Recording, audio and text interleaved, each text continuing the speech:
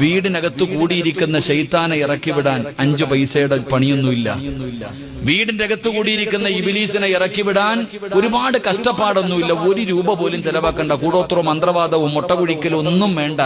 ഖുർആനിലെ ഒരായത്ത് ഓതിയാ മതി, വീട്ടിൽ നിന്ന് ഇബിലീസ് ഇറങ്ങിപ്പോകും. അള്ളാഹു ഈമാൻ നൽകുമാറാകട്ടെ.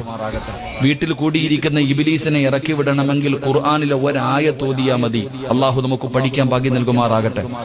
പറഞ്ഞുതരട്ടെ, ഖുർആനിലെ ഒരായത്ത് ഓതിയ നിന്റെ വീടിനകത്ത് കൂടിയിരിക്കുന്ന ശൈത്താൻ ഇന്ന് തന്നെ ഇറങ്ങിപ്പോകും. അള്ളാഹു ഇറക്കിവിടാൻ ഭാഗ്യം തരുമാറാകട്ടെ. ഏതായത്തെന്നറിയുമോ? അള്ളാഹുവിന്റെ വിശുദ്ധ ഖുർആനിലെ ആയത്തുൽ കുർസിയ്യ്.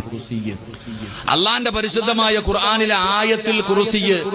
ഈ ആയത്തുൽ കുർസിയ്യ് ഏത് മനുഷ്യൻ തന്റെ വീടിനകത്തിരുന്ന് പാരായണം ചെയ്യുന്നോ ആ വീട്ടിൽ നിന്ന് ശൈത്താനിന്റെ ശർറ് ഒഴിവാകും. ഇബ്ലീസും അവന്റെ മക്കളും പിന്നെ ആ വീട്ടിൽ നിൽക്കില്ല എന്ന് നബിയുനാ റസൂലുള്ളാഹി സ്വല്ലല്ലാഹു അലൈഹി വസല്ലം